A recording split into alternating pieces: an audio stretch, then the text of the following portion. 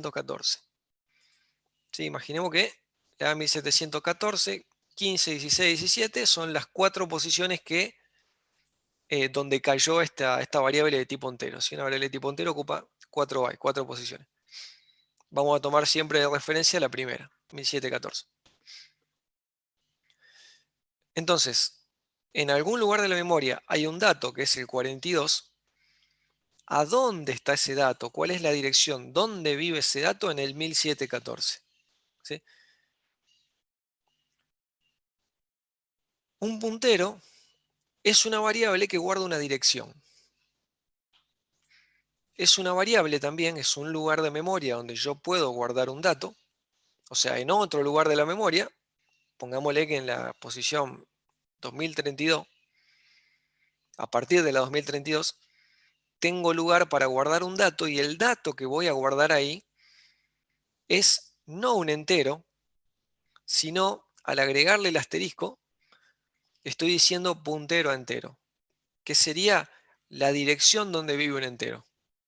Lo que voy a guardar acá no es un valor entero, sino es la dirección donde vive un entero. Y entonces yo puedo hacer una asignación de este tipo donde yo digo que la dirección que voy a guardar acá es la de x. Cuando yo agarro la variable x y le aplico el operador ampersand, le estoy preguntando dónde vive, en qué dirección de la memoria fue a parar esa variable. Porque cuando yo la declaré, digamos que entre compiladores y sistema operativo la pusieron donde ellos quisieron. No tengo idea en qué lugar de la memoria le tocó mi programa. Con el ampersand se lo pregunto. Le pregunto a esta variable dónde vive.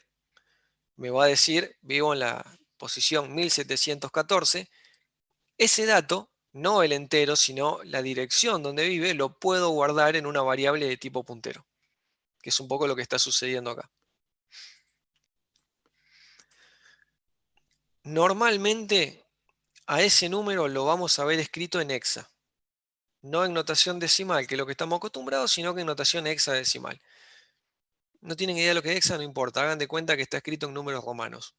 Es otra forma de escribir el mismo número, ¿sí? Está escrito en vez de en base 10, base 16, pero es este numerito. Solamente que si ustedes le hacen cout lo van a ver así. Empieza con 0x para señalar que es un hexa y que no es un número común. Normalmente no nos importa exactamente dónde fue a parar cada variable. No nos importa que la variable está en el 1714 o no nos importa que el puntero está en el 2032. Nos importa la relación entre ellos. Entonces usualmente lo dibujamos así. El dato que está acá me lleva a la variable x, ¿sí? Así estamos representando un poco que lo que guardamos acá es la dirección de x, sin importarnos exactamente dónde va a ser. Si no me importa si le tocó el 1714 o el 1723. Lo que me importa es que sea lo que sea que le tocó a x, es lo que yo tengo guardado en P. Hay una relación entre x y P. Yo a partir de P puedo llegar a x. Y entonces, si yo muestro la dirección de P, voy a ver ese número, pero bueno, escrito en hexa. Si yo, en lugar de mostrar la dirección de P, pongo un asterisco, que el asterisco significa, digamos, siga la flecha, esto es mostrarme P. Esto es seguir la flecha y mostrarme a dónde te lleva. Me lleva al 42. Entonces, puedo mostrar en qué dirección está P, que lo puedo mostrar, perdón, en qué dirección está X, qué dirección hay guardada en P, que la que está guardada es la dirección de X. Es indistinto mostrar la variable P en esta situación o mostrar ampersand X, que sería preguntarle a X dónde vive. Y lo mismo con el valor. Es indistinto si yo hago cout X y muestro el 42 como valor de X, o hago cout asterisco P y muestro el 42 como valor apuntado por P. El valor a donde me lleva la flechita que hay en P. Entonces, cuando estamos trabajando con variables que ya existen, el ampersand lo que hace es preguntar en qué dirección de memoria está. Se lo puedo preguntar a cualquier variable le puedo preguntar de cualquier tipo en qué dirección de memoria está.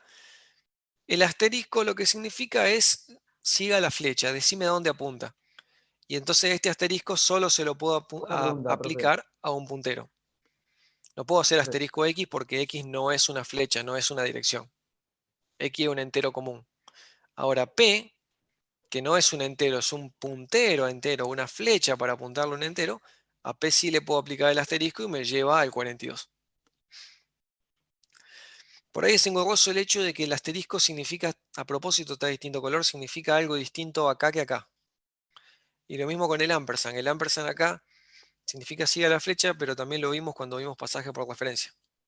profe, disculpa, ¿se escucha? Sí, bajito, pero sí. ¿Se puede poner directamente cout ampersand X y te da la dirección de X? Sí, sí, sí, sí. Ah, gracias. O sea, una vez hecha esta asignación, estas dos cosas son equivalentes. Si no fueran equivalentes, no valdría la asignación. Entonces, bueno, esta es la forma de obtener el valor de X y digamos que esta es la forma de guardármelo para usarlo más adelante. Y una forma de usarlo es esta. Llegar a la variable no a través de su número original, sino a través de un puntero. Que por ahora no parece demasiado útil porque en este ejemplo no gano nada. Me estoy haciendo las cosas más rebuscadas para nada. Ya vamos a ver cuándo sí es increíblemente útil. Pero está un poco el tema de lo que le decía que ampersand y asterisco por ahí empiezan a confundir. Ya empezamos a ver que hay sintaxis confusa. Porque significan cosas distintas. Cuando yo estoy diciendo un tipo de dato, significa una cosa, y cuando yo lo estoy aplicando a una variable que ya existe como parte de una expresión, como operador en una expresión, significa otra. El ampersand como parte de un tipo de dato significa que estoy declarando un alias o una referencia. El ampersand al lado de una variable o una expresión significa dame tu dirección. El asterisco como parte de un tipo de dato, el tipo de la variable p sería int asterisco, como parte de un tipo de dato significa que estoy declarando un puntero y no una variable común. El asterisco, ya no en un tipo de dato, en un dato posta, en un puntero que ya existe, significa siga la flecha o vamos a ver a qué apunta. ¿Sí? Si esto es un puntero, con el asterisco voy a la cosa a la que le apunta. Entonces, los mismos caracteres en un tipo de datos significan una cosa y en una expresión como operadores significan otra. Por ahí eso empieza a ser un poquito confuso, pero bueno, con la práctica se van a ir acostumbrando. Y hay una Pregunta. aclaración importante que cuando yo declaro un puntero, como acá, si yo declaro nada más que el puntero, no hay a qué apuntarle. La flecha sola, si no tengo a qué apuntarle, no me sirve para nada. ¿Sí? Porque es un error declarar un puntero y querer seguir la flecha, y si yo no dije a dónde me lleva esa flecha, no me sirve para nada. Ya vamos a ver ejemplos de cómo se usa. ¿Había una pregunta Ahora, pendiente? sí. ¿Siempre va a ser entero? No, yo en el ejemplo voy a usar usualmente entero flotante como para hacer ejemplos simples, pero cualquier tipo de dato. Ah, bien. Yo puedo tener, así como puedo tener una referencia a un flotante, puedo tener un puntero, un flotante. Un puntero, un entero, un puntero, un flotante, un puntero, un string, son todas direcciones de memoria. El valor se ve igual, todos adentro van a decir 0x algo. Ahora, cuando yo sigo la flecha, si llego a un entero, llego a un flotante o llego a un string, no es lo mismo, porque el flotante lo puedo multiplicar y el string no.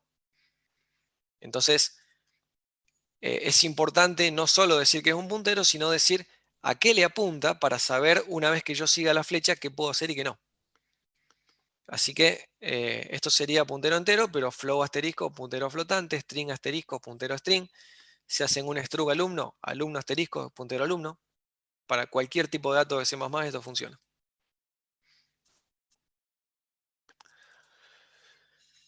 Bien, vamos a ver entonces un poco, vamos a tratar de darle sentido, una motivación a todo esto. ¿Para qué complicarse la vida con punteros?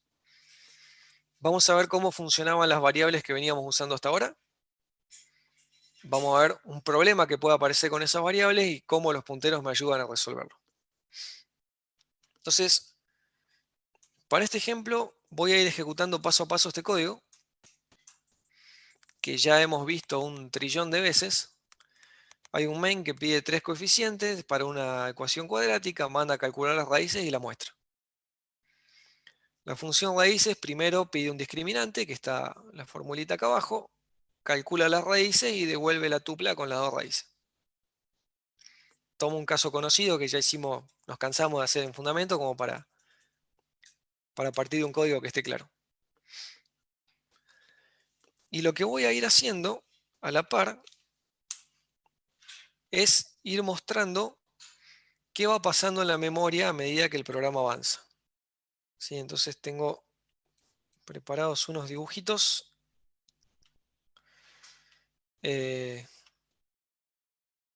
Donde, bien, esta barrita que está acá sería como el gran arreglo, ¿sí? Todo este espacio sería mi memoria que, para simplificar, imaginemos que está totalmente libre, que mi programa es el único programa en el universo. Antes de que mi programa empiece no hay nada. Si bien en la vida real no es así, los programas creen que es así. Así que no están alocados. Olvidémonos de todos los demás programas, sistema operativo. Imaginemos que tenemos toda la memoria para nuestro programa solo. Antes de que el programa empiece está toda la memoria libre. Mi programa empieza y lo primero que hace es declarar 3 variables. Y entonces en algún lugar de la memoria hay que reservar o designar, acá van a estar cada una de estas 3 variables. ¿A dónde vamos a decir que es A? ¿Qué parte de la memoria es B? ¿Qué parte de la memoria es C? Cuando declaramos variables como lo hicimos en fundamentos, en realidad las variables no van a ir a parar a cualquier lado como yo por ahí hacía, no sé, hice recién en el ejemplo que tiré la variable a la mitad de la memoria. Las variables se van a ir ordenando de izquierda a derecha una al lado de otra. Entonces, cuando yo declare estas 3 variables, van a aparecer al principio de mi memoria libre, una al lado de otra en el orden en que yo las voy declarando, ¿sí? O sea, de acá en adelante voy a ir poniendo todo lo que el main vaya necesitando, pero en orden. Todo bastante prolijito, ¿sí? Las variables o el tipo de manejo de memoria que hacíamos en fundamentos, que no lo hacíamos nosotros, lo hace el compilador, es totalmente automático y nosotros jamás nos preocupamos, es así prolijito, es ordenado.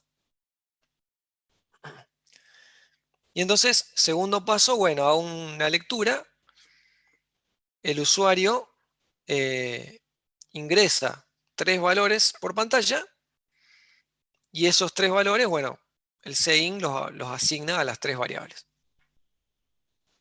Esta sería mi situación actual. Tercer paso, declaro 2 variables donde voy a guardar finalmente las raíces una vez que las calcule. En el main se declaran 2 variables. Cuando yo declaro una variable y no la inicializo, puede tener cualquier cosa. Estoy agarrando un lugar de la memoria que no me tomé el trabajo de inicializar o poner en cero, así que me puedo haber encontrado con cualquier cosa. Por eso un poco un signo de pregunta. Nunca debería usar una variable antes de inicializarla. Declaré 2 variables para las raíces que se van a inicializar cuando llame a la función que calcula. Esta función va a calcular y va a guardar los resultados ahí, entonces mis variables van a dejar de tener basura.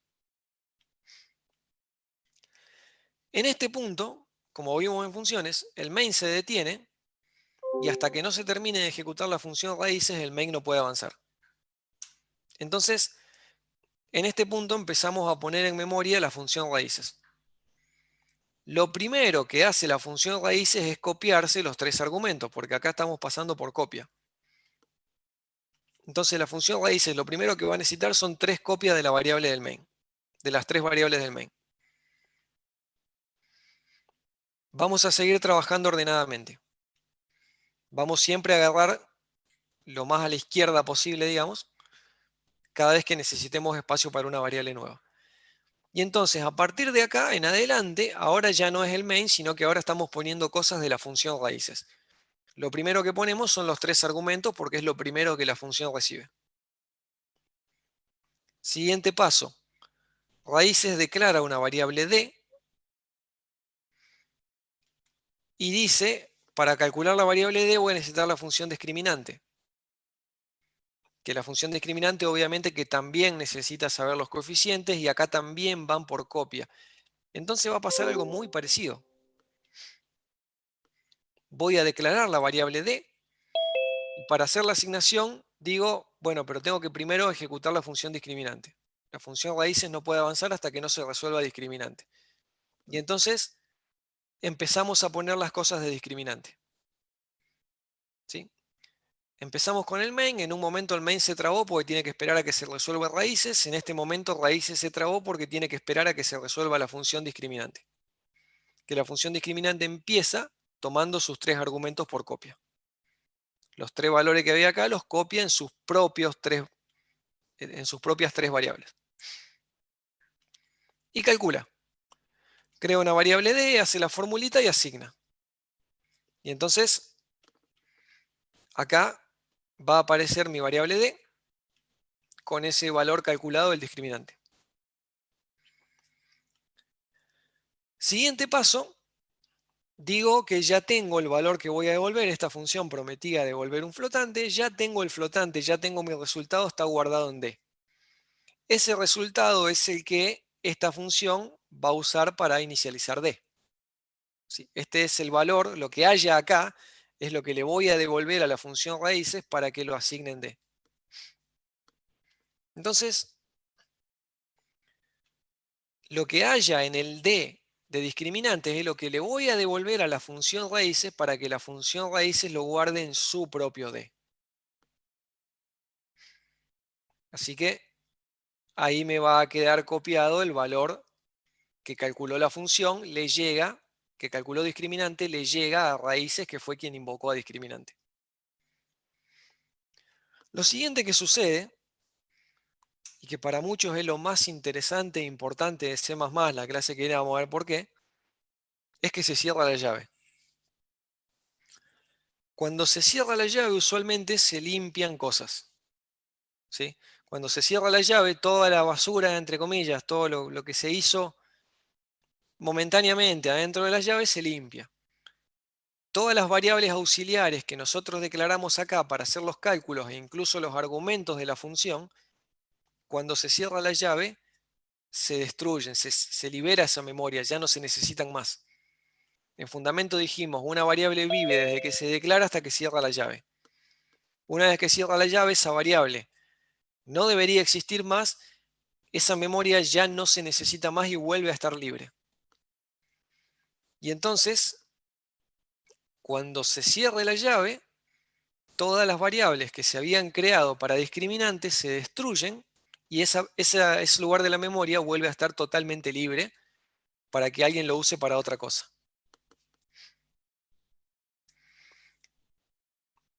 Y como esta función terminó, podemos seguir avanzando con raíces. Raíces va a declarar una variable R1 y guardar el resultado del cálculo de la primera raíz, una R2, guardar el segundo resultado, y a medida que vamos necesitando variables, como ahora está de nuevo toda esta parte libre, las voy a ir poniendo ahí, donde antes estaban los argumentos de la función. Ahora no están más. Puedo seguir poniendo cosas de raíces. Una vez que la función tiene los 2 valores, dice, bueno, esta es la tupla que le voy a dar al main. Y el main con esos valores va a inicializar R1 y R2. Entonces va a pasar algo muy parecido a lo del return del discriminante. Estos 2 valores conforman una tupla que el main la recibe en R1 o R2. Entonces, el main ahí la recibió en R1 o R2. Ups. Y lo mismo que antes, se cierra la llave.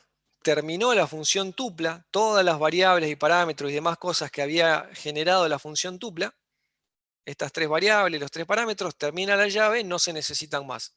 Toda esa memoria, a partir de ahora, va a pasar a estar libre. Entonces, toda la memoria que había inicializado y que había ido usando la función tupla, ahora pasa a estar libre, perdón, la función raíces pasa a estar totalmente libre, porque la función raíces terminó, se cerró la llave, desaparecieron todas esas variables.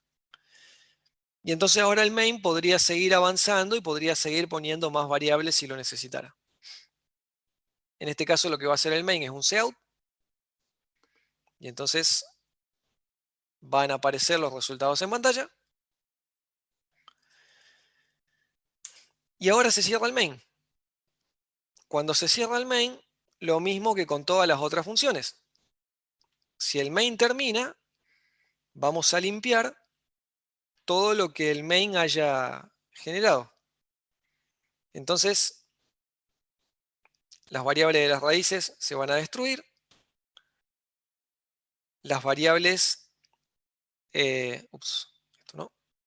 Las variables de los coeficientes se van a destruir porque eran todas variables declaradas en la llave del main. Se cierra la llave, desaparece todo. Y la memoria vuelve a quedar exactamente como estaba antes. ¿Sí? Mi programa terminó. De hecho, qué sé yo, en Sinjay, por ejemplo, me sale el mensaje de que terminó y si fue todo bien, código 0. Tengo mi programa, tengo mi resultado y la memoria quedó tal cual como estaba antes. ¿Sí? Esa es la forma en que funcionan las variables, entre comillas, comunes, como lo hacemos en fundamentos. Nosotros vamos pidiendo variables, vamos declarando index, inda, flow r, lo que sea, y digamos que en la memoria se van organizando así, se van creando de izquierda a derecha, y la lógica de cómo funcionan las funciones, de que una función que llama a otra no puede avanzar hasta que la otra no termine, hace que siempre se vayan creando las variables de izquierda a derecha y destruyendo de derecha a izquierda. Nunca me va a quedar un hueco, nunca voy a tener que borrar una variable que está en el medio. Siguiendo las reglas de cómo funcionan las funciones y las llaves, no van a encontrar nunca un caso donde se genere un hueco. Siempre va a funcionar así de prolijo. Todo a la izquierda. De izquierda a derecha voy a ir creando y cuando haya que destruir, siempre la que se destruye va a ser la de más a la derecha. Es una forma muy prolija de organizar la memoria y muy eficiente. Uno haciendo un análisis de este tipo ya sabe dónde va a ir a parar cada una de las variables. Que a mí no me importa, pero al compilador sí. El compilador con esa información hace que mi programa ande rapidísimo. Profe, una Sí, duda. Si vos tenés otros programas abiertos en la memoria, esos otros programas cierran cosas, sí va a quedar un hueco, ¿o no? no, porque esos otros programas nunca van a estar intercalados con el tuyo. O sea que el propio... Para que otro programa cierre algo y te quede un hueco, ese otro programa, te quede un hueco en el tuyo, ese otro programa debería haber estado en el medio del tuyo y eso no va a pasar. Profe, una O sea que pregunta. el Ahora, sistema reserva, digamos... los programas entre sí, problema del sistema operativo. Yo digo, cada programa puede tranquilamente pensar que está solo porque el sistema operativo, por motivos de seguridad, no le va a dejar ver al resto. ¿Sí? Un programa no puede ir a ver memoria de otro porque eso sería un problema de seguridad. Entonces, cuando un programa intenta ir a ver memoria de otro, el sistema operativo lo mata. Cuando sale el cuadrito de no enviar o el segmentation fault en Linux, es eso. Un programa se equivocó de memoria y quiso ir a un lugar donde no le correspondía. El sistema operativo no me deja y entonces el sistema operativo le hace ver al programa como si estuviera solo porque no ve a los demás. Dentro de esa memoria, él se organiza de esta manera. ¿Sí? Es un poco en conjunto entre compilador y sistema operativo cómo van siguiendo estas reglas. Cuando vean sistema operativo lo verán mucho más en detalle. Pero bueno, cada programa podemos pensar que está solo porque en principio los demás no debería verlos. Y dentro de su memoria, el sistema operativo obviamente no le va a dar toda la memoria, pero le va a dar bastante, tanta como pueda. Dentro de su memoria se va a organizar de esta manera. Profe, una pregunta. Sí. En el caso de los struct, ¿cómo funciona ahí la memoria? En el caso de, Los struct, igual. pero que Si estos queda, tres valores hubiesen, en lugar de ser tres valores sueltos, hubiesen sido tres campos de un struct, es exactamente lo mismo. El claro, struct ponele, necesita vos tres agregás, enteros, se crean tres enteros. Los O tres sea, a juntos, la uno al lado del derecha. otro. Toda la derecha sería, claro. Yo digo, por ejemplo, si vos pones 3 valores adentro del struct, como pusiste ahí, Sí. después pones una función, se agrega más valores, qué sé yo, y después de que se agreguen más valores, se vuelven a agregar más valores al struct, como ha pasado, porque hay veces que tenés que hacer eso. Entonces, esos 3 valores que se No, agregan no, no, no, nuevos, no, no, pará. El struct no cambia de tamaño, no podés agregar más campos a un struct. ujú, Vos sí, declaraste un struct con 3 enteros y son 3 enteros. No van a ser 2 ni van a ser 10. No puede cambiar de no, pero tamaño. por ejemplo, declarás un struct con 5 valores, con Sí. 5, ponele que son 5 enteros. Al principio le das valor a 3 de esos 5. Y después de hacer otras operaciones, le das Sería valores a como, otros 2. imagínate esta situación, Sí. Ah, donde sería hay así. 3 que tienen valor y 2 que tienen basura. Pero vos cuando definiste una instancia del struct, cuando pusiste, no sé, alumno A, apareció en Sí. memoria el lugar para todo lo que sea que tenga alumno, aunque alguno de esos campos no esté inicializado, en memoria se Claro, esa era reservan mi todos. pregunta. Si es que se pone todo a la izquierda y se va dándole valores después, o si mientras le da valores va más a la derecha. Eso. Claro, no, no, cuando vos declarás la instancia del struct, se reserva lugar para todo lo que el struct necesite. Entonces, en memoria, ver 3 variables sueltas o 3 variables que son parte de un struct, o ver 5 variables sueltas o que estas 5 variables fueran parte de un struct, es prácticamente lo mismo. Para el caso de hoy es lo mismo. Vamos a decir que es lo mismo y punto. Los detalles los veremos cuando veamos archivo. Pero digamos que es lo mismo. Eh, Solo que bueno, el struct reserva varias cosas de golpe, vamos a decir. Tiene 5 elementos, reserva lugar para 5 de golpe, pero con la misma lógica, de izquierda a derecha se van poniendo los 5 que necesita el struct, solo que los 5 juntos. Como cuando yo declaré estas 3 variables juntas, bueno, aparecen juntos. ¿Y con arreglos lo mismo? Si yo tengo un arreglos de struct. Con arreglo todo se complica y no hace falta ir a struct. Y es el ejemplo que sigue. Profe, y Ah, bueno. volviendo con el Esto, tema de los esto punteros. les dejo en la presentación distintos estadios de esa animación, digamos, de eso que yo fui mostrando. Pero el ejemplo que sigue, antes por ahí que sigamos con las preguntas, va derecho al tema de para qué los punteros y vectores. Porque en el ejemplo de recién parecía todo color de rosa y no necesito punteros para nada y la memoria está súper bien organizada. Los punteros me van a complicar bastante las cosas. ¿Para qué se justifica complicar? Entonces, con este segundo ejemplo vamos a ver eso. Profe, vos dijiste que nosotros definimos punteros y, por ejemplo, si vos tenés una variable X que es entera, definís un puntero de tipo entero. Y si, por ejemplo, vos tenés una variable de tipo struct, también vas a definir un puntero de tipo struct. ¿Se puede? O sea, a eso es lo que voy. ¿Sí? Puntero para cualquier Y, tipo de dato. Al tipo de y de dato que vos tipo quieras, le vector y pones un matriz. asterisco, también, no importa. C++ está pensado para que los distintos tipos de datos que vas agregando sean, se les llama ciudadanos de primera clase, sean tratados igual que los tipos nativos. Trata de hacer la menor diferencia posible entre los tipos que trae y los que vos vas agregando porque los haces vos o porque los agregan las bibliotecas. Entonces, Perfecto. reglas como esta, que yo a cualquier tipo le agrego un asterisco y se convierte en puntero, funcionan para los tipos básicos como char, int, float, doble, para los tipos que trae la biblioteca estándar como vector o para los tipos que hagan ustedes como el struct alumno o cualquier otro que se les ocurra.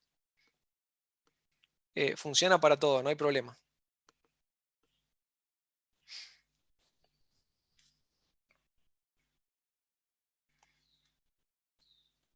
Vamos entonces al segundo ejemplo. A la pregunta de si cuando se declaran sí o sí son enteros, no. Se declara con el tipo, puntero a vectores, vector asterisco, puntero a enteros, entero asterisco. Enseguida lo vamos a hacer, no se preocupen. Terminemos con esta idea de cómo se organiza la memoria que también me va a dar pie a justificar por qué es interesante hacerlo con punteros. Segundo ejemplo. Empiezo un main y esta vez declaro un vector. ¿Sí? Si el vector funcionara como yo dije recién, podríamos tener problemas. Yo declaré un vector al que le puse 3 elementos, 3 flotantes. Como son flotantes, digamos que serían 5.0, 9.0, 12.0. Y entonces, con la misma lógica de recién, yo digo, bueno, empiezo a poner las cosas, a usar la memoria que necesite de izquierda a derecha. Lo siguiente que hace mi programa es obtener la suma. No voy a ir paso a paso por la función. Imaginemos que la función calcula y me da la suma. Y con esa suma calcular un promedio. Y entonces acá yo estoy creando dos variables nuevas, que son suma y promedio. Así que en mi programita aparece suma, aparece promedio. Ahora, si a mí se me ocurre agregar el promedio en mi vector, con este modelo de trabajo en la memoria estoy al horno. Porque no tengo lugar. Si yo a este vector le quiero al lado escribir el promedio, lo tendría que hacer pisando el valor de la suma. ¿Sí? Yo acá ya le puse la suma a continuación del vector y entonces no tengo lugar después del vector para hacer un pushback y agregar un valor más. Y ni hablar que no voy a andar moviendo todas las variables. No voy a andar moviendo estas variables que en principio pueden no tener nada que ver con B. Entonces, este mecanismo de trabajo, si nos quedásemos con esta forma de administrar la memoria, tendría estos problemas. Hay arreglos que funcionan así, son los que se les llama arreglos estáticos. Los vamos a ver muy brevemente, pero no son interesantes porque tienen un montón de limitaciones, entre ellas esta. No le puedo cambiar el tamaño. Si necesito crecer, estoy complicado porque ya está ocupado el lugar que hay. Y si necesitara achicarlo también estaría complicado porque me quedaría un hueco. Entonces, los arreglos parecen romper las reglas esas bonitas que presenté en el ejemplo anterior y que dije que hacía que el programa sea súper ordenado. Entonces, hay arreglos que son así, que van acá, pero se les llama estáticos y no pueden cambiar de tamaño. Hay arreglos que yo digo, quiero un arreglo de 3 y es de 3. No hay pushback, no hay resize, no hay nada de eso. Va a ser de 3 toda la vida. Como los No de son los que pseudocódigo, nosotros, profe. como los de pseudocódigo, claro. Un poco las limitaciones de pseudocódigo tienen que ver porque en otros lenguajes como Pascal o C, los arreglos que tenemos a mano son así delimitados. En C++ tenemos el tipo de dato vector, que no es el arreglo común de C++. Vector tiene un montón de magia adentro que de a poquito vamos a ir aprendiendo a hacer. Entonces, hay arreglos que son así, pero no son los vectores que nosotros utilizamos.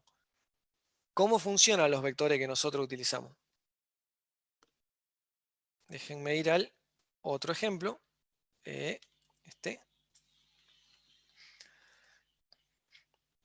Yo les conté una parte de la historia de la memoria. Yo agarré toda mi memoria y empecé a poner cosas de izquierda a derecha, pero en realidad no toda la memoria se organiza así. Vamos a hablar de dos zonas de la memoria. A una le voy a llamar el stack y a otra el heap. La pila y el montículo serían en castellano. Una parte que es el stack es la que funciona como les expliqué recién, donde está todo organizadito de izquierda a derecha. Otra parte que sería el heap es una jungla. En el heap las cosas pueden ir a parar a cualquier lado y en cualquier orden. ¿Sí? Entonces, por ahí es más difícil de manejar el heap, hay que encontrar un lugar libre, te puedes encontrar con cualquier cosa. En el stack las cosas ordenadas, en el heap en cualquier lado. Cuando yo creo un vector, los datos van a parar a algún lugar del heap. El vector va a buscar algún lugar libre acá abajo en este segundo bloque de memoria, un lugar libre suficientemente grande como para los tres valores y va a decir, bueno, ahí guardo los datos. Y si ahí guardo los datos, ¿qué es lo que pongo en el stack donde están las cosas del main? Un puntero. Exactamente. El vector es como un struct que tiene un puntero que me dice en qué lugar del heap fueron a parar mis datos, porque acuérdense que esto puede caer en cualquier lado. Y también en algunas situaciones voy a necesitar saber cuántos datos hay, porque yo la dirección que tengo acá es donde empieza. Acá voy a tener la dirección donde empieza mi vector y de ahí en adelante, ¿cuántos datos hay? Bueno, más o menos así, es un vector por dentro. El vector LSTL es mucho más complicado, pero vamos a empezar haciéndolo así. Tenemos una flechita que nos dice dónde de verdad empiezan los datos y un contador que nos dice cuántos datos hay. Y entonces, puedo poner la suma, puedo poner el promedio, y si más tarde hago un pushback, no necesito modificar nada acá arriba. Porque lo que está cambiando, cambia en el heap. ¿Sí? Acá no se va a mover nunca la suma, el promedio, nunca el vector, la parte que está en el stack, nunca va a cambiar de tamaño. Lo que yo pongo en el stack siempre tiene tamaño fijo. Si yo quiero que las cosas cambien de tamaño, van al heap. En el stack, tamaño fijo. Podría haber Profe, pasado que esté ocupado este lugar del heap. Porque yo dije el heap es un quilombo, puede haber cualquier cosa, vino alguien, me puso algo al lado y mi vector no puede crecer. ¿Había una pregunta pendiente? era sobre lo que estás explicando ahora. Ah. ¿Qué va a hacer mi vector si se da cuenta de que este espacio le quedó chico y no tiene lugar al lado? Se va a buscar un lugar más grande. Va a ir a otro lugar del heap donde haya suficiente espacio, va a buscar otro hueco más grande. En ese otro hueco va a acomodar los valores que ya tenía más el valor que quiere agregar. Y lo que va a hacer es, tengo que sacar esto, ahí va, cambiar la flecha. Si de pronto acá no puedo crecer porque está ocupado, me busco otro lugar más grande, acomodo los datos que necesito y actualizo mi flecha para que en lugar de llevarme al lugar viejo, me lleve al lugar más grande. Como este lugar viejo no sirve más, lo libero. Si alguien quiere que lo use, ya no lo necesito.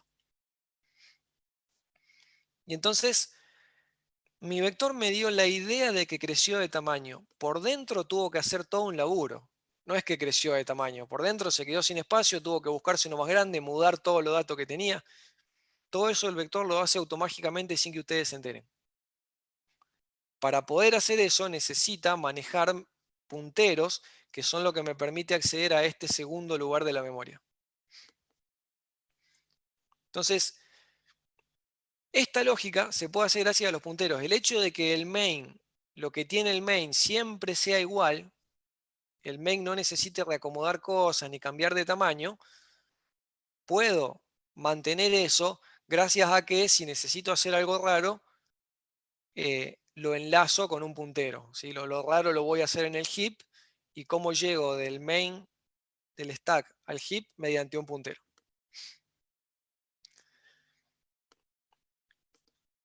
La verdad es que los dos pedazos de la memoria no son para nada parecidos. En la memoria el stack es muy chiquitito y el heap es casi todo. Cuando uno carga un programa en la memoria, en alguna punta de la memoria está el programa, están las instrucciones. Ese programa cuando empieza a crear variables comunes, las va a empezar a crear aquí a la izquierda. Hasta cierto límite. Todo lo que queda es el heap. Normalmente este pedacito en Windows es 1 mega, en Linux son 8. ¿Sí? Si vos tenés 8 GB de RAM, un 0,1% es el stack y un 99,9% es el heap. O sea, el grueso de la memoria es la parte desordenada. ¿Sí? La parte a la que solo puedo acceder con punteros. Si yo quiero guardar cosas grandes en la memoria, acá no me van a entrar. Lo voy a tener que hacer en el heap y lo voy a tener que hacer a través de punteros. Si yo quiero que las cosas se muevan o cambien de tamaño, acá no puedo. Esto es muy rígido, esto sigue órdenes, tiene un ordenamiento muy estricto que no se puede romper. Quiero hacer cosas raras, las tengo que hacer en el heap. ¿Sí? Todas las cosas interesantes en cuanto a manejo de memoria no ocurren en el stack, ocurren en el heap. Y para llegar del stack al heap, digamos, es donde necesitamos punteros. Y ahora vamos a ver la sintaxis para reservar y liberar memoria del heap. ¿Sí? Porque en el stack yo creo una variable y listo, automáticamente tengo memoria reservada. Se cierra la llave y listo, automáticamente esa memoria pasó a estar libre. y me lo hacía el compilador solo y yo jamás me preocupaba. En el heap lo voy a tener que hacer yo. Yo voy a tener que decir cuándo se reserva y cuándo se libera la memoria. No me lo va a hacer solo. Pero voy a tener control para hacer trucos como los que hace Vector. Lo más importante de esta materia, que es orientación a objetos, se trata de cómo Vector escondió todo eso para que ustedes no se dieran cuenta. Sí, lo más lindo de la programación de objetos pasa por ahí. Vector utilizó ciertos mecanismos para esconder todo eso, de modo que en fundamento ustedes no tengan ni que saberlo. Jamás se preocuparon por todo este quilombo y lo usaban sin problemas al Vector. Lo interesante de la materia es cómo se esconden esas cosas. Cuando ustedes tengan que hacer algo del estilo de Vector y quieran esconder cosas para que sean más fáciles de usar, ¿cómo? ¿Sí? ¿Cómo hacemos una clase, un objeto de tipo Vector? Van a ser lo que vamos a ver desde la clase que viene en adelante. Pero para muchas de las aplicaciones vamos a necesitar manipular memoria. Entonces por eso empezamos por la parte de punteros, que es tal vez la más fea, la que menos tiene que ver con orientación a objetos, es engorrosa, no es una linda unidad para empezar, las otras van a ser más piolas, pero es necesaria. Y es la que permite hacer un montón de trucos. Y como Vector es un objeto que ustedes ya estuvieron usando y están familiarizados, yo lo voy a usar mucho para los ejemplos. Muchos ejemplos van a ser cómo hizo Vector esto. ¿Sí? Porque ustedes ya saben cómo funciona, entonces ahora veamos qué hay adentro. Por ejemplo, las cuestiones de manejo de memoria. Entonces, ¿qué me permite la memoria dinámica? Aprovechar toda la memoria. La parte donde van las variables comunes es muy chiquitita, ¿sí? 8 megas en mi Linux, cuando yo tengo 16 gigas. Es un 0,005%. Nada. La mayor parte de memoria la tengo que manejar con memoria dinámica. Almacenar datos cuyo tamaño se desconoce. Cuando yo pongo algo en el stack, cuando el compilador pone algo en el stack, tiene que saber exactamente de qué tamaño es y lo tiene que saber antes de empezar. Si el tipo, vos le tenés que decir que un struct va a tener o 3 o 5 o 7 miembros, ¿cuántos va a tener? Se lo tenés que decir al momento de compilar, si no, no compila. En cambio, la memoria dinámica yo la puedo pedir en función de una variable.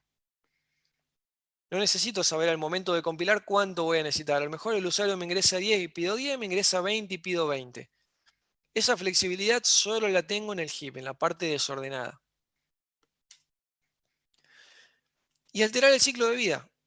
Porque el ciclo de vida de una variable en el stack está fijo. Es muy bonito y muy útil, pero está fijo. La variable aparece cuando yo la declaro, la variable se destruye cuando se cierra la llave. No la puedo destruir antes, no la puedo destruir después. Sí o sí cuando se cierra la llave. Y si era una variable que me interesaba que viva después de la función porque alguien más la va a necesitar más tarde, no puedo. La tengo que copiar, porque esa se va a destruir. O si es una variable que quiero que se destruya antes porque ya está, ya terminó y de acá el resto de la función capaz que ya no la necesito más, no puedo. Tengo que esperar a la llave para que se destruya sola. En cambio, las cosas que yo ponga en el heap, yo voy a decir exactamente cuándo se crean y cuándo se destruyen. Voy a tener total control sobre eso y hasta voy a tener la libertad de meter la pata, de olvidarme de liberarla y que la memoria quede ocupada a pesar de que no la necesito más. Sí, como decía el hombre araña, gran poder, gran responsabilidad. Esto, para muchos casos, me va a permitir resolver problemas que tal vez antes no, pero también me va a complicar un poco las cosas porque si yo decido hacerme cargo de la memoria, tengo que tener más responsabilidades, más cuidado. Y entonces ahora sí empecemos a ver toda esta idea de manejar la memoria en el heap, cómo se escribe en C++. Y vamos a ver dos operadores que son básicamente el que me sirve para pedir memoria y el que me sirve para devolverla. Con new y con delete, yo pido un pedacito de memoria del heap. El sistema operativo se va a encargar de encontrar un hueco. Yo no es que pido un lugar en particular. Yo digo, mira, necesito un mega. Entre compilador y sistema operativo que se las arreglen para ver dónde hay un mega libre. Eso me lo van a resolver solos. Pero yo digo, necesito un mega, me van a buscar un mega en el stack. Digo, necesito 3 gigas, me van a buscar 3 gigas en el stack. ¿Cómo digo necesito? Con new. Necesito lugar para un entero. Y entonces me van a buscar 4 bytes libres y me van a devolver la dirección donde hay 4 bytes libres. Y entonces, ¿yo qué hago con esa dirección? Me la guardo para luego poder llegar a ese lugar de la memoria. ¿Sí? Acá le estoy diciendo, haceme lugar para un entero en el heap. Y como resultado me va a decir, mira, tenés lugar en la posición 1.323.000. Ok, me lo anoto acá. Y entonces cuando yo después quiera usar ese lugar, tengo anotado acá en ese puntero donde estaba, a través del puntero llego. ¿Eso Así siempre que lo haríamos cada vez que declaramos un puntero? ¿O no? no necesariamente. El primer ejemplo que yo mostré le usaba usaba un puntero para apuntarle a una variable que ya existía. No estaba necesitando memoria nueva, le estaba apuntando memoria que ya existía cuando puse p igual ampersand x. ¿Sí? El puntero le puede apuntar a cualquier cosa. En algunos casos le apuntaremos a cosas que ya existen, como si fuese una referencia. En otros casos lo usaremos para pedir memoria nueva. El caso más interesante para esta unidad es cuando pedimos memoria nueva. No por pedir un entero, esto es un ejemplo tonto para empezar, pero por pedir mucha memoria para hacer algo como ese vector. Pero pongamos que yo pido espacio para un entero. Me dicen qué dirección está, me lo guardo en este puntero, entonces a través del puntero puedo seguir la flecha y en ese lugar guardar un valor, o seguir la flecha y el valor que guardé mostrarlo. ¿Sí? A través del puntero voy a gestionar lo que guardo en ese lugarcito de memoria que pedí. Cuando no lo necesite más, con el otro operador delete, aviso que no lo necesito más y esa memoria vuelve a estar libre. Cuando se cierre la llave, no se va a liberar automáticamente. Y eso va a ser un problema. Si yo me olvido el delete, la memoria queda ocupada a pesar de que nadie la use. Entonces, usualmente no se nota porque trabajamos con poquitos datos y si en una máquina de 8 GB me olvido, vamos a decir un montón, 200 kilobytes, nadie se da cuenta porque es re poquito. Pero en un programa en serio sí. Un programa en serio que a lo mejor hace millones de cálculos o corre durante horas, si va dejando memoria que queda marcada como ocupada, pero que no la usa, en algún momento se va a quedar sin. Entonces, olvidarse del delete es un error que no se nota al correr el programa, que sí se nota mucho en la nota del parcial. ¿Sí? Conceptualmente es un error importante. Todo lo que yo pida con new lo tengo que devolver con delete. Si no, es un error. Y ahí queda la aclaración. Entonces, lo esencial de esta unidad es, hay tres cosas básicas. El concepto de puntero, el new y delete, que son los operadores que me permiten obtener memoria y darle sentido entonces al uso de punteros, y la aritmética que la vamos a ver en un ratito. Los arreglos estáticos en C++ son como el primer ejemplo que mostré cuando dije esto no puede cambiar de tamaño. Cuando yo pongo un arreglo en el stack, lo pongo de cierto tamaño y no va a cambiar nunca. Esos arreglos se declaran de esta manera. Nosotros no se lo dimos en fundamento porque son, no solo por esta limitación, también por otras, mucho más molestos de usar que la clase vector. Por eso preferimos vector. Pero estos arreglos, que son los que C++ hereda de C, son tal vez los primeros que vean en mucho material cuando busquen en internet. Son arreglos que no pueden cambiar de tamaño. Estos van al stack, no hay nada raro, pero nunca van a cambiar de tamaño. Si lo declaré de 10, es de 10. No puedo usar una variable, no puedo hacer un resize, no puedo hacer un pushback, nada de eso. No tiene por ahora mucha gracia declarar un arreglo de este tipo si tengo vector a mano. En el 99% de los casos es muchísimo mejor usar vector. Pero sí me da la sintaxis para pedir memoria en el heap para un arreglo. Ahora lo vamos a ver. Pero resumiendo un poco, porque yo empiezo a agregar sintaxis y esto se hace cada vez más una ensalada con qué era cada cosa. ¿Sí? Una variable común, float b. Una referencia, como cuando vimos pasaje de parámetro por referencia, es float ampersand, es el tipo de dato. Cuando le agrego un ampersand es referencia. Un puntero es asterisco. Cuando le agrego el asterisco estoy hablando de un puntero. Entonces, variable común, referencia, puntero, Y ahora agrego arreglo de los no vector, de los viejos, de los que venían de C, de los nativos. No hay que hacer ningún include para que ande esto. Pero esto es mucho más limitado que vector, no tiene toda la magia que tiene vector adentro. ¿Sí? Variable común, referencia y puntero, que referencia y puntero son cosas muy parecidas. Y vector. Acá estoy pidiendo memoria no para un flotante, sino para 10 flotantes, uno al lado del otro. El tipo de dato, flow solo, flow ampersand, flow asterisco, float corchetes. ¿Sí? Este en particular, si yo lo combino con new, me permite pedir lugar para un arreglo adentro del heap, que es lo que hacía vector. Entonces, yo antes puse new int y pedí lugar para un solo entero.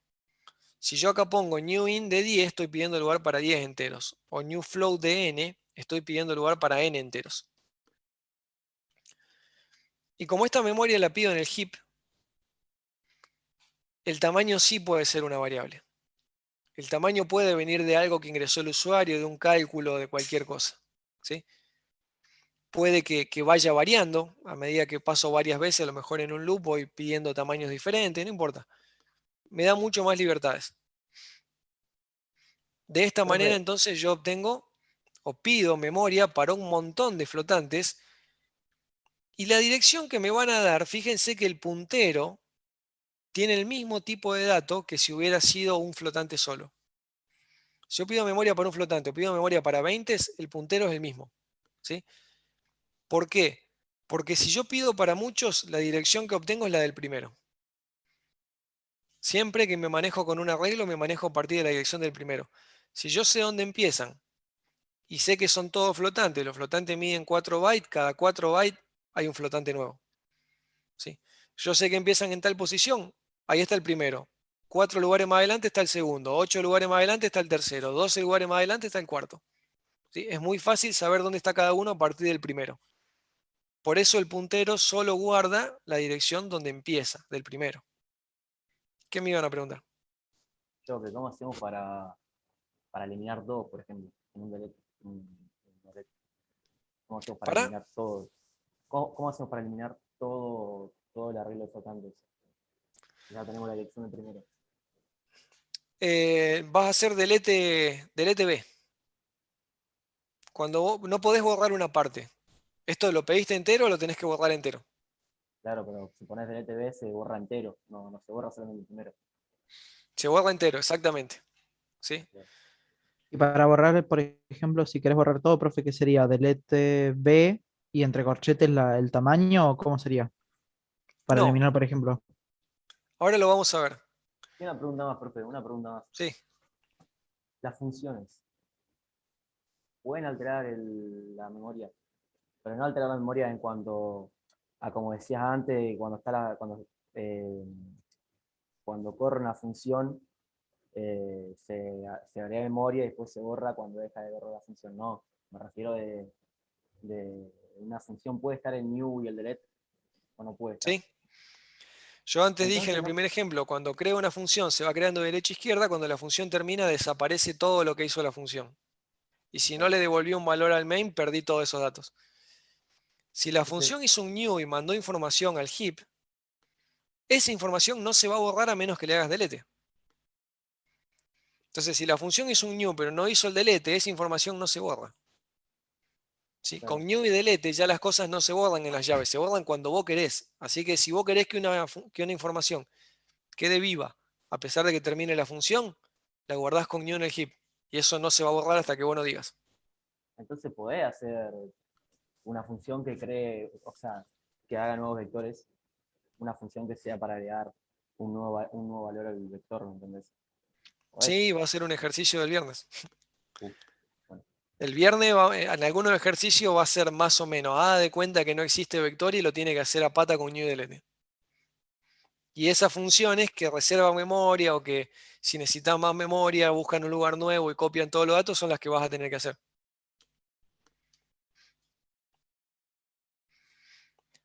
Entonces, El tamaño puede venir de una variable, de una fórmula. El puntero es el primer elemento. Se usa igual que los otros. Vamos a ver distintos tipos de arreglo, pero todos se usan igual. B corchetes funciona siempre. Más adelante vamos a ver por qué, pero el corchete en realidad es la forma de estos arreglos, la que se traía de C, y cuando en C++ inventaron vector, le hicieron funcionar el corchete de la misma manera a propósito para que no tengas que tener varias formas de acceder a los distintos vectores. Todos los vectores se acceden igual porque todos le copian a esto el uso de corchete. Cuando lo voy a borrar, lo borro a partir de la dirección que me devolvió el new, pero aclarándole que era un arreglo. No necesito decirle el tamaño. ¿Sí? Si esto no fuera un arreglo, fuera un solo flotante, era delete B. Cuando es un arreglo, yo le tengo que aclarar deletes corchetes B. No necesito decirle el tamaño. El tamaño ya se lo había dicho acá y es responsabilidad del compilador acordárselo. Yo no me preocupo de eso. ¿Sí? Cada compilador tiene su mecanismo para acordarse qué tamaño le dije. Sí le tengo que decir, cuando voy a hacer el delete, tené cuidado que esto es un arreglo. ¿Sí? No es lo mismo delete de un new de un elemento a delete de un new de un arreglo. La diferencia son estos corchetes.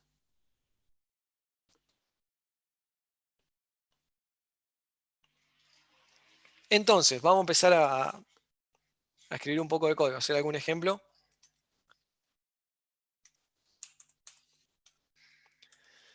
Este dice, una función que genere e inicialice un arreglo con un montón de números aleatorios. ¿Sí? Pero todo esto obviamente lo vamos a hacer sin usar vector, haciendo los arreglos a pata con new y con delete. Si yo quiero hacer un arreglo de enteros, yo pido memoria para el arreglo. ¿Cuántos elementos me pide? N. Vamos a preguntarle al usuario cuántos elementos quiere. Y yo haciendo new in de n estoy pidiendo memoria para toda esa cantidad de elementos. Me ingresaron 20, acá estoy pidiendo memoria para un arreglo de 20. Esta operación de pedir memoria lo que me va a devolver es la dirección que me tocó. Y entonces esa dirección me la voy a guardar en un puntero.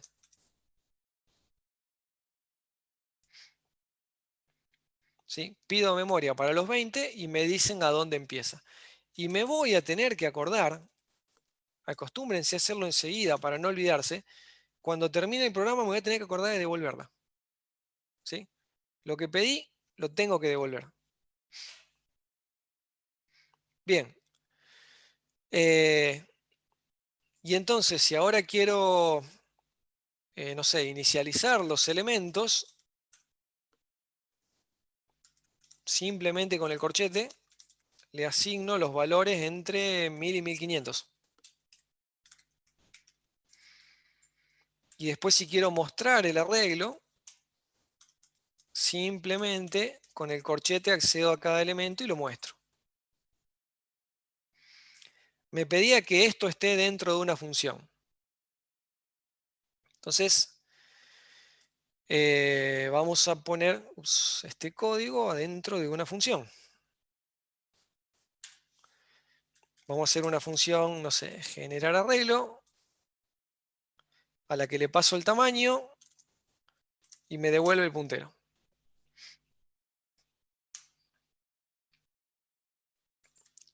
Y le falta return. Entonces, la función recibe el tamaño. Este tamaño es una copia del tamaño que había en el main, porque recibí por copia. ¿Sí? La función se crea un puntero que no es el del main. Hay un puntero en el main en este par de llaves y hay otro puntero en el main en este otro par de llaves. No es el mismo. ¿Sí? Es más, pongámosle nombres distintos para que quede más evidente. Uno es B y el otro es P. ¿Sí? Uno es N y el otro es tamaño, qué sé yo, T. Son variables distintas. Creo un puntero en el stack y lo hago apuntar a un lugar de memoria con 20 elementos en el heap, en la parte desordenada. A través del puntero los inicializo y devuelvo la dirección de memoria. Entonces ahora este otro puntero le va a apuntar al mismo arreglo que habíamos inicializado acá. Pedí lugar en el heap para un arreglo y devolví su dirección. Entonces este otro puntero le apunta a esa dirección. Este otro puntero le apunta a la memoria que reservamos acá. El puntero P va a desaparecer cuando termine la función, pero la dirección que me interesa me quedó en B. Entonces yo a partir de ahora con B accedo a esa dirección. Hago lo que tenga que hacer con los datos y me tengo que acordar de liberarla. Profe, Sí, ¿por qué el asterisco arriba de todo en la función en generar porque la arreglos? función no devuelve un entero, devuelve un puntero. Esto sería una Ah, función que devuelve un entero. dale, dale, Esto es perfecto. una función que devuelve un puntero entero. ¿Y por qué no devolver directamente la dirección de memoria con un ampersand? ¿Cómo sería? Cambiar O sea, el asterisco en generar arreglo y poner un ampersand en su lugar. porque acá estoy diciendo que devuelvo una referencia a un entero. No es lo mismo una referencia a un entero que un puntero. Igual creo Bien. que si no leí mal, Sí. el material decía que un vector siempre devolvía directamente una dirección, o sea que no era necesario ponerle el ampersand para que devuelva la dirección, si no me equivoco. Eso es cuando tratás de usar un vector estático como puntero. Sí, Ah, pero acá no hay ningún vector estático. perfecto. Eh, si yo hago un vector estático con 10 elementos y muestro X, lo que voy a ver es la dirección de memoria que le tocó, donde empiezan esos 10 elementos. Y si yo muestro X0, X1, X2, voy a ir viendo los valores.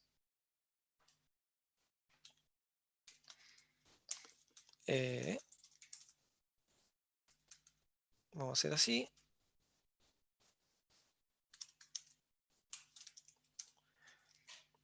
Creo un vector estático, muestro la dirección que le tocó y muestro los 10 elementos, por ejemplo.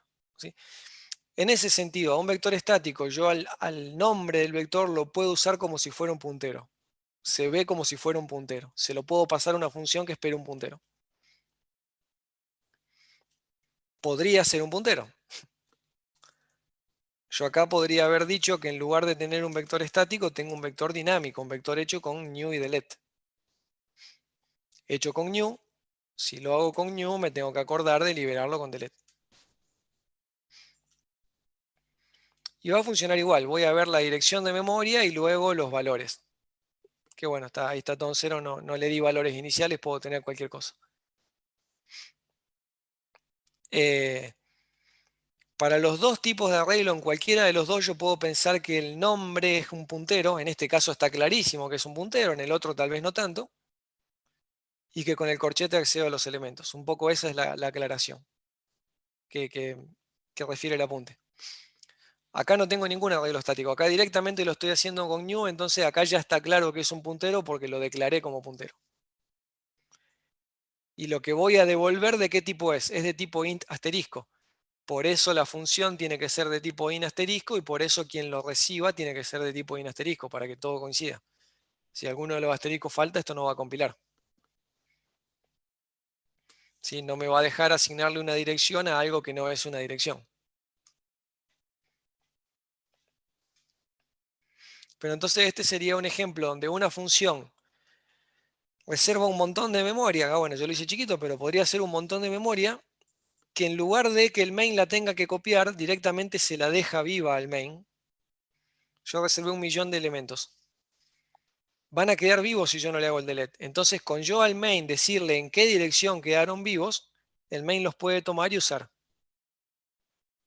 ¿Sí? La memoria que yo hice, si esta memoria yo la hubiese hecho estáticamente, esta cuando llega a la llave se destruye.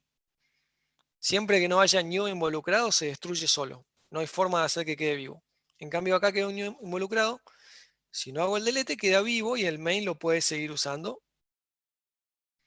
Tiene la ventaja de que lo puede seguir usando, tiene la desventaja de que ahora es responsable de eliminarlo. ¿sí? No te olvides de eliminarlo porque te acabo de transferir la responsabilidad. Claro, o sea, lo que hace el return es retornar el puntero nomás. El puntero, exactamente. Y antes lo que hacíamos en fundamento de programación era retornarte los datos. Sí y no. Vector es lo suficientemente inteligente como para retornar el puntero. Lo vamos a ver la clase que viene, Ah, pero dale. eh, déjeme cargar la pizarra.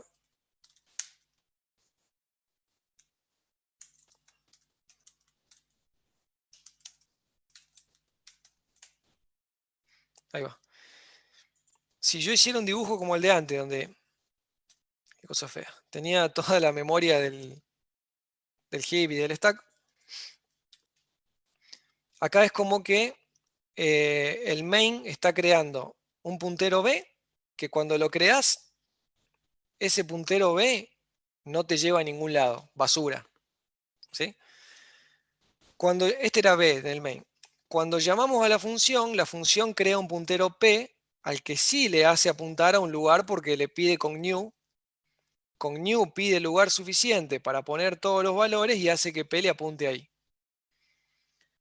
Cuando yo hago el return, estoy esta flecha verde copiándola en la roja. Cuando la función hace return y dice te devuelvo P y el main lo asigna en B, estoy haciendo que el main vaya a la misma dirección que P.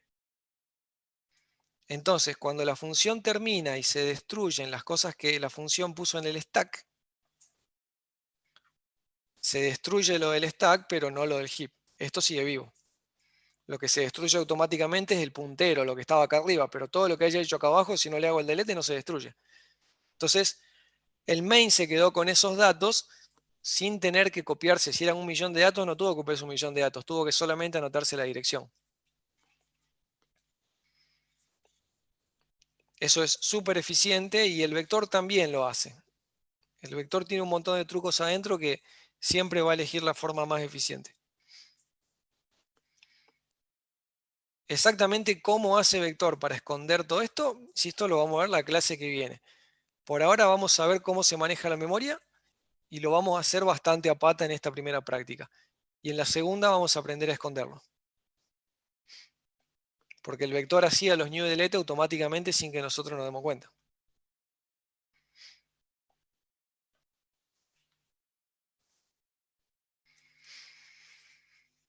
Bueno, y acá ya hicimos los dos, ¿no? La función que genera y el programa cliente que lo muestra, y que en este caso se tiene que acordar de devolver esa memoria.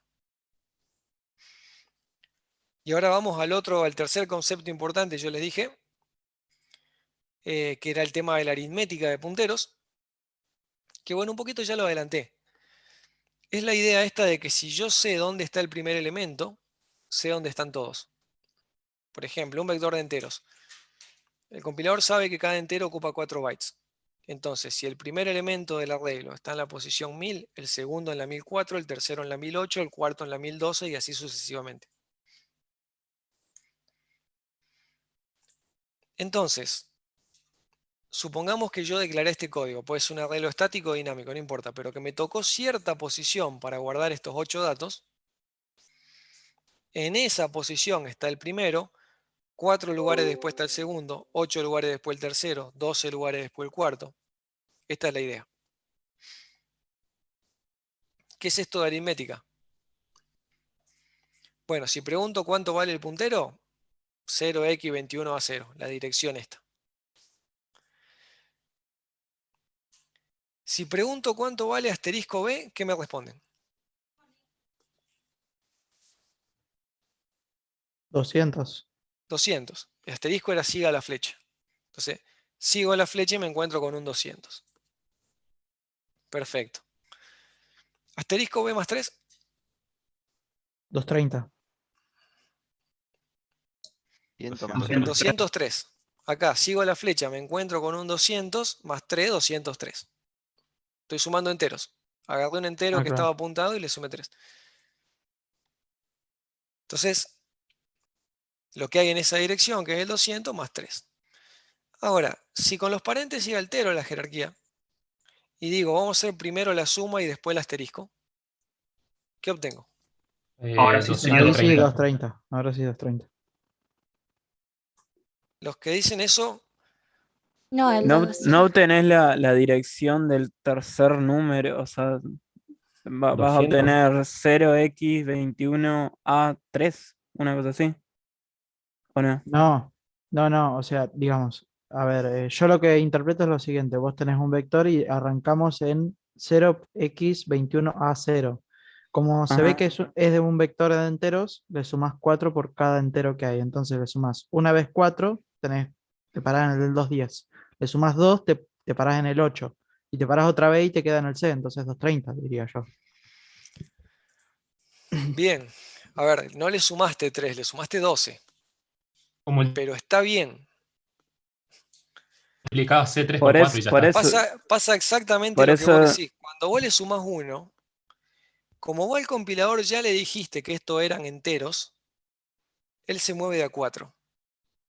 Porque él entiende que no le estás queriendo sumar un byte. No tendría sentido, porque si vos le sumás un byte, estás parando al medio o a medio camino entre el primer y el segundo dato, y eso no es nada, ¿no es cierto? Tiene sentido agarrar el primer dato o agarrar el segundo, no tiene sentido agarrar la mitad de cada uno porque puede ser cualquier cosa. Entonces, cuando vos le sumas algo a un puntero, el compilador ya entiende que le está sumando elementos y no bytes. Si es un vector de enteros, me estoy moviendo un entero, dos enteros, tres enteros y no un byte, dos bytes o 3 bytes. Entonces, b más 3 me llevaría al cuarto elemento. Desde el principio, más 3 me movió 3 lugares más que en el cuarto. Me moví 12 bytes. Yo dije 3 elementos, el compilador sabe que los elementos son enteros, que cada uno mide 4, ok, 3 por 4, 12, se movió 12. Entonces la formulita sería una cosa así. A la dirección inicial le voy a sumar la cantidad de elementos que yo dije. Como esta dirección es en bytes, la cantidad de elementos multiplicado por cuánto mide cada elemento me da la verdadera cantidad de bytes que me voy a mover. ¿Sí? Entonces, a 0, a 1, a 2, a 3, a 4, 5, 6, 7, 8, 9, A, B, C. Los números hexadecimales son raros y llegan hasta la F. C sería como 12 en hexadecimal.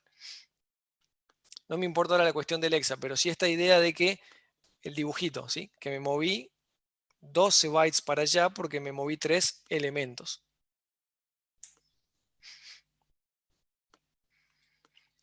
Siguiendo esa misma regla o esa misma idea, ¿qué posición de mi arreglo es P?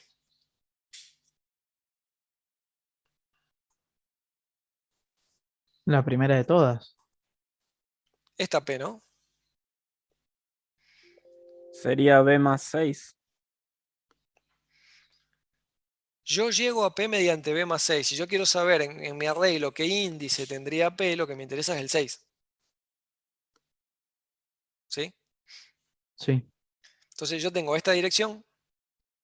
Si yo le resto la dirección donde empieza el arreglo, voy a obtener que entre uno y otro hay 24 bytes. Pero como cada elemento ocupa 4, yo divido por 4. El ejemplo está mal. No, está bien. Divido por 4 y me da 6. ¿Sí? Y entonces, digamos, yo tengo esta dirección, puedo hacer esta operación y saber que es el elemento sexto, por la cantidad de bytes que hay entre una dirección y la otra. Cuando yo se lo pido a C++, de la misma forma que antes no puse el por 4, acá no voy a poner el dividido 4. Cuando yo haga P menos B, como C++ yo ya le dije que estos son punteros a enteros, que estamos trabajando con enteros, ya sabe que va de 4 en 4.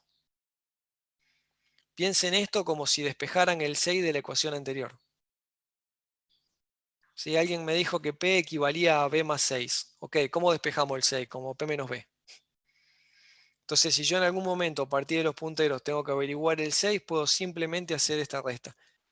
Nunca me tengo que preocupar por cuánto mide cada elemento. Eso el compilador lo sabe y ese factor lo va a poner automáticamente cuando corresponda. Yo no me preocupo. Siempre el compilador me habla o le hablo en cantidades de elementos. Si es un arreglo entero, en cantidad de enteros, si es un arreglo doble, en cantidades de dobles. ¿Y vos podrías asignar P a B y modificar el vector, por ejemplo? Asignar P a B, O sea, puntero a puntero, digamos. puntero a Puntero puntero, sí. B, Si yo asigno P a B, me quedan los dos apuntando al 260 y no hay nadie que le apunte al principio del arreglo. Siempre tengo ok. que tener a alguien que le apunte al principio del arreglo y aparte porque es lo que necesito después para hacer el delete. Claro. Pero sí, los punteros mientras sean del mismo tipo, a un puntero que sirve para apuntarle a un doble no le puedo asignar la dirección de un puntero que sirve para apuntar a un flotante. Son distintos tipos. Mientras sean del mismo tipo, si P y B los dos son punteros enteros, sí puedo asignar lo que quiera. Ten en cuenta que los datos en azul jamás van a cambiar. Yo al asignar puntero lo que estoy haciendo es mover las flechas. Pero los valores esto y dónde están ubicados son siempre los mismos. Yo puedo apuntarle a uno o a otro, modificando los punteros. O sea que si yo pongo, por ejemplo, asterisco B igual asterisco P, ¿qué pasaría? ¿Qué me devolvería Bueno, eso? ahí sí estás modificando el elemento porque ahí pusiste el asterisco. Pero Entonces, tendrían el mismo valor, pero distintas direcciones. claro, asterisco B siga la flecha y me da este 200. Asterisco P siga la flecha P y me da 260. Si vos asignás este 260 en este 200, me va a quedar un 260 acá. Claro, Sería como hacer B corchete 0 igual a B corchete 6. claro. Sí, sí, ahí entendí.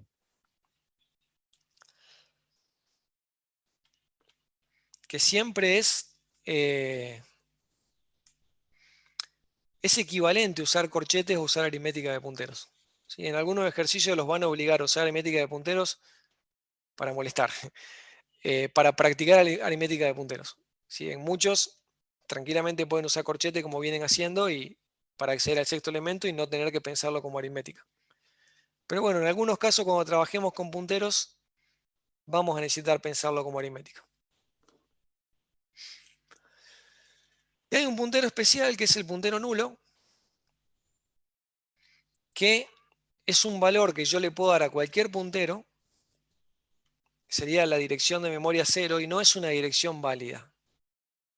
Nunca la dirección 0 la puede usar un programa. Siempre los datos no van a empezar de verdad de la 0, van a empezar de más adelante. La 0 no la va a tener nadie. La 0 no vale.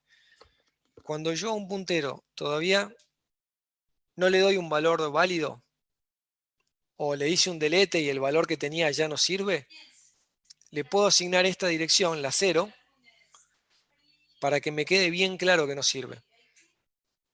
Cualquier otro número, a mí me queda la duda si es basura o es una dirección real. En cambio, cuando yo veo 0, no me queda duda de que esa no es una dirección válida. Así que cuando a un puntero no vale su dirección por el motivo que sea, lo que me conviene es ponerlo en null, ponerlo en 0. Para que quede clarísimo que esa dirección no vale y para que no la trate de usar por error. Entonces, si declaro un puntero, pero no le voy a hacer enseguida una asignación, lo voy a usar más adelante, declararlo en null para que en el medio no parezca que sirve. O si de pronto a una dirección que tenía le hice un delete y ya no vale más, ponerlo en null, porque la dirección esa que ya no vale a lo mejor la querés usar igual y es un error. ¿Sí? Cuando uno ve una dirección a ojo no sabe si vale o no vale. En cambio el 0 sí, el 0 está clarísimo que no vale. Así que todo puntero que no valga, en vez de basura o lo que le quedó, pónganlo en null para que sea bien obvio O y sea, sea más fácil encontrar los errores. o sea que nosotros podemos borrar lo que hay en la dirección a la que apunta el puntero sin borrar el puntero. Claro, son cosas distintas. El puntero, nunca borras el puntero.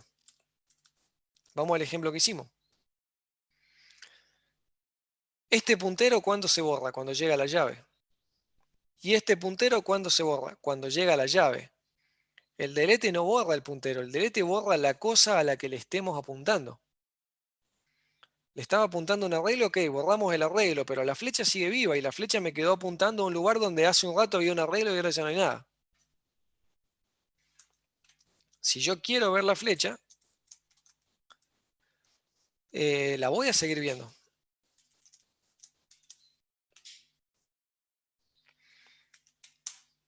¿Sí? Voy a seguir viendo la dirección de memoria. Y es más, probablemente hasta todavía vea los valores. Bueno, ahí por suerte no. Ve otra cosa, vi basura. Probablemente si busco uno más adelante, sí. Fíjense, por ejemplo, que este valor, a pesar de que la memoria la liberé, todavía lo sigo viendo. ¿Qué pasó? La memoria quedó libre, pero si no viene alguien a usarla para otra cosa, todavía dice 1052. Quedó libre. Cuando alguien quiera, necesite memoria, puede venir, tomarla, borrarla y empezar de nuevo. Y ahí se van a perder mis datos. Hasta que eso pase, todavía le quedó ese dato, pero yo no debería usarlo, porque en realidad yo nunca sé si ya vino o no alguien a volver a usar esa memoria. ¿Sí? Esto es un error. Usar un lugar de la memoria que ya no me corresponde es un error. Y si pones, por ejemplo, Y delete nadie lo controla. ¿Sí? B, por Nadie ejemplo, lo controla. ¿Si pongo qué? si pones delete B solo sin corchetes, por ejemplo, eliminas También es un la error. posición. Probablemente esto reviente. ¿No? Esto está mal. Esto es como cuando usan una variable sin inicializar o cuando ponen entre corchetes un índice más grande de lo que deben. Nadie lo controla. A veces el programa revienta y a veces no, pero no lo controla. C++ no se toma el laburo de andar, antes de hacer cada cosa, no pierde tiempo en mirar si está bien o está mal. Confía en vos y lo hace. Y si vos le pedís hacer algo que no corresponda, lo va a tratar de hacer y a lo mejor revienta, a lo mejor no, no se sabe. Ujú. Perfecto. Ahora, seguro que va a reventar, ya que estamos, vamos a ver que es lo mismo acceder con el corchete. Sí, veo el mismo valor, ¿no? El que estaba en la quinta posición. Accediendo con el corchete o con aritmética de punteros. La dirección del primero la muevo 5 lugares más allá y ahora que tengo la flecha apuntando al quinto, sigo la flecha y busco el valor. Si el puntero, yo por ejemplo acá voy a mostrar un valor del arreglo, el primero. Si hacer esto o hacer esto lo mismo, mostrar el primer valor, lo puedo mostrar así. Si cuando yo eliminé el puntero me aseguré de ponerlo en nulo, mi programa va a reventar. ¿Sí? No terminó normalmente, me dio un segmentation fault, señal 11, no 0, que es lo que normalmente sale. Mi programa efectivamente reventó y si yo esto lo corro en el depurador me va a marcar exactamente dónde revienta y yo puedo venir acá y ver, poner el mouse ahí y ver que la variable tiene 0. ¿Sí? El puntero a 0 está clarísimo que no vale y si yo lo quiero usar mi programa estoy seguro de que va a reventar. En cambio, un puntero con basura, ni yo ni el compilador sabemos si vale o no. ¿Sí? Ahí pasó, no reventó, nadie se dio cuenta. Si yo lo miro en el depurador, llegamos hasta ese punto y yo quiero ver cuánto vale B y tiene un valor que, qué sé yo si vale o no vale. No tengo idea cómo están distribuidas en este momento las cosas de mi memoria como para saber si este era uno legal o no. Es muy difícil saber. En cambio, cuando le pones null, está clarísimo. Y está tan claro que mi programa ese no te lo va a dejar pasar. Cuando quieras usar un puntero nulo va a reventar seguro. Y es lo mejor que te puede pasar, ¿sí? Convengamos en que es muy malo que si tenés un error no se note. Si cuando vos lo probás no se nota, el error queda y tal vez más adelante se lo da al cliente y andás a ver en qué situación le revienta al cliente. Perdí la ventana de chat, acá está.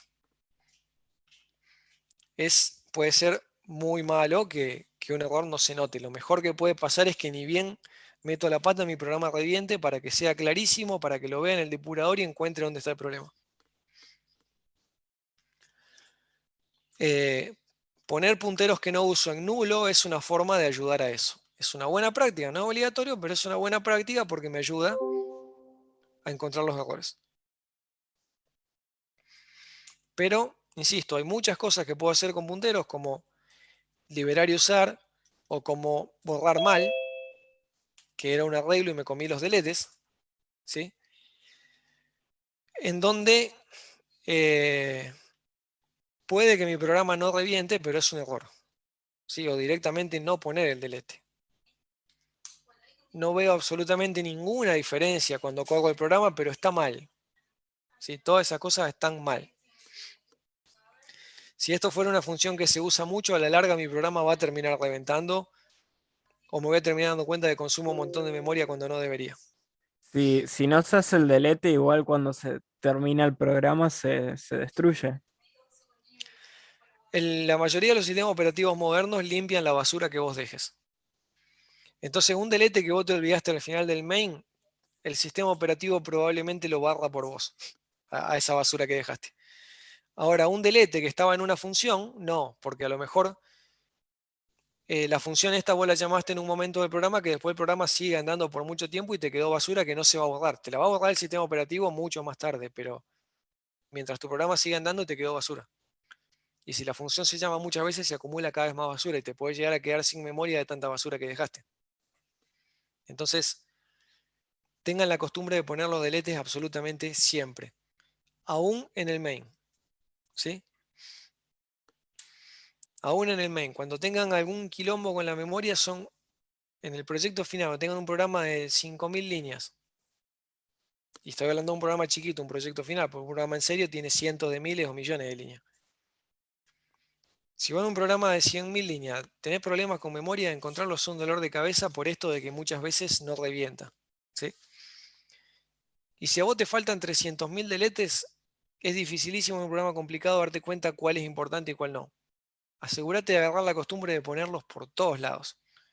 No le dejes ninguno al sistema operativo. El delete borra la memoria, el puntero sigue existiendo, el puntero va a dejar de existir cuando se cierra la llave. El null no es para que el puntero deje de existir. El puntero va a dejar de existir cuando se cierre la llave. El puntero no lo puedo matar antes. Pero el null es para que mientras tanto quede claro, es como marcarlo a ese puntero para que quede claro que no lo tengo que usar.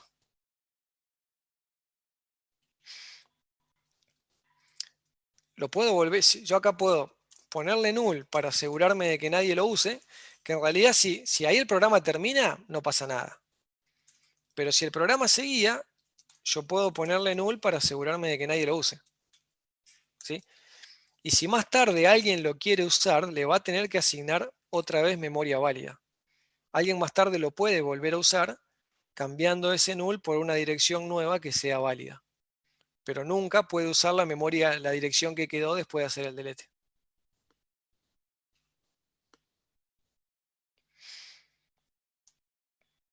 Bien.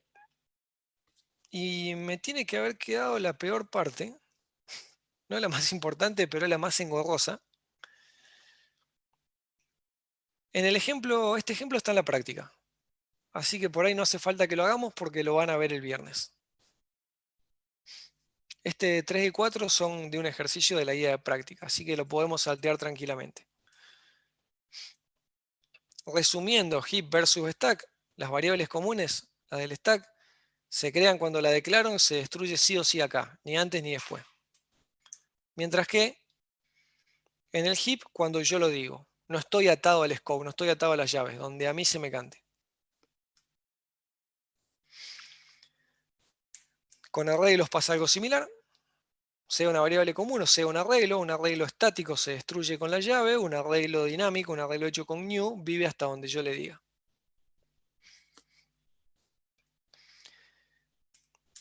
Ahora, ¿cómo se combinan estas reglas cuando estoy trabajando con matrices? ¿Y qué puedo hacer con matrices? Porque tengo dos formas de declarar una matriz. Como un arreglo de arreglos, el azul es un arreglo de 6 elementos, donde cada elemento es un arreglo de 10. Así podemos ver una matriz. Así funcionan las matrices estáticas y también con esa lógica de ser un arreglo de arreglo funcionan las matrices que le dimos en fundamento, la clase matrix. Ahora, estos 6 arreglos de 10 elementos pueden estar consecutivos o pueden estar desperdigados en cualquier lado de la memoria. Puedo tener los 60 elementos agrupados, o sea, las 6 filas las puedo tener en distintos lugares de la memoria y tener un índice que me diga dónde fue a parar cada una. ¿Sí? Un índice que mediante punteros me diga, si querés la primera está acá, si querés la segunda está acá, si querés la tercera está acá. Eso es una forma de pensar una matriz. Y la otra es decir, no, los pongo todos uno al lado del otro. ¿Dónde está la tercera fila? A continuación de la segunda, que está a continuación de la primera, que está a continuación de la cero. Esta es una forma ordenadita, pero más limitada. Esta forma es más enquilombado, pero todo lo más enquilombado usualmente significa que puedo hacer más trucos. Es más enquilombada, pero más flexible. Son dos ejemplos que vale la pena discutir en detalle porque son dos ejemplos jodidos. Pero hoy ya estamos en hora. Y son también los últimos dos ejemplos de la práctica. Así que por ahí los podemos hablar en la práctica. Otros años llegué a darlos. Si buscan el video del año pasado, del anteaño, probablemente tengan la explicación, así que lo pueden ver de ahí si no lo llegan a ver el viernes en la práctica. Lo pueden llegar a ver de ahí. Son ejemplos interesantes. Era lo único que quedaba. Pero este año por ahí en la teoría que voy a dar en la clase virtual, voy a tratar de tomarme más tiempo en lo que es más básico y más necesario, y si algún ejemplo de los complicados, de los raros me queda fuera, lo tienen grabado. Pero lo más importante es lo que hablamos en la primera parte. Así que bueno, por ahí en alguna teoría, algún ejemplo que me queda fuera, después si no lo llegaron a ver en la práctica tampoco, lo pueden consultar en los videos.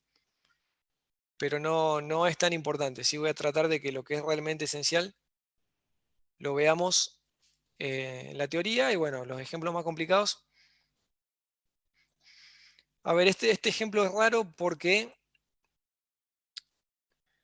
combina dos veces lo mismo. Yo les enseñé cómo hacer un arreglo de cualquier cosa. ¿Puedo hacer un arreglo de punteros?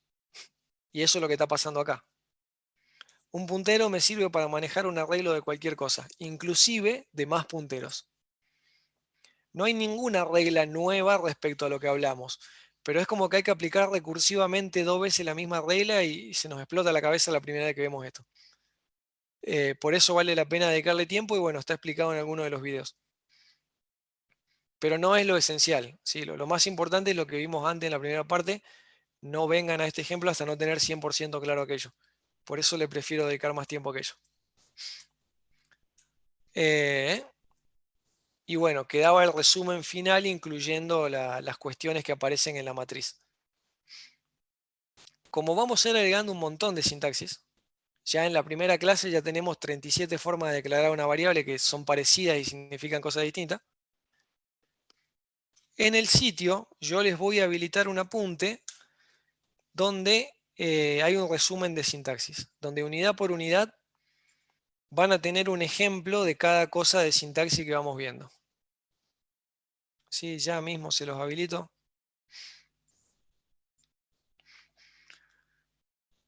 Pueden tener esto a mano para la práctica. Entonces, en lugar de tener que ir a leer toda la teoría o ver el video para ver cómo se decía tal cosa, vienen acá y tienen un ejemplo de cada cosa. Está organizado por unidades.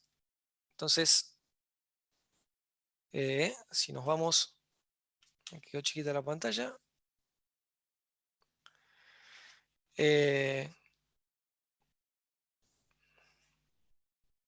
Uy, toqué el atajo de teclado que no era. Ahí va. Por ejemplo, acá tienen ejemplos de cómo crear un arreglo, cómo crear puntero a un elemento, cómo crear puntero a un arreglo, cómo trabajar con aritmética de punteros, cómo recorrer un arreglo con aritmética de punteros, cómo crear una matriz con un mecanismo y con el otro. Una vez que hayan entendido la teoría, por ahí las cuestiones de sintaxis que hasta que no tengan práctica se les van a mezclar mucho, las pueden venir a consultar acá, pueden tener esto a mano. Bueno, por hoy cortamos acá. Como les dije, es la teoría más engorrosa, ¿sí? A partir de ahora lo que empezamos a ver son mecanismos para esconder todas estas cosas abajo de la alfombra y que sean más fáciles de usar. No quiere decir que sean fáciles, pero todo apunta a simplificar, ¿sí? Por ahí el manejo de memoria es una cosa bien de bajo nivel y a medida que vayamos avanzando vamos viendo cosas un poco más abstractas que en algún sentido van a ser más piolas. Así que con la verdadera orientación a objetos, que es lo interesante, empezamos en la segunda teoría. Por ahora en la primera, familiaricémonos un poco con esta cuestión de la memoria dinámica.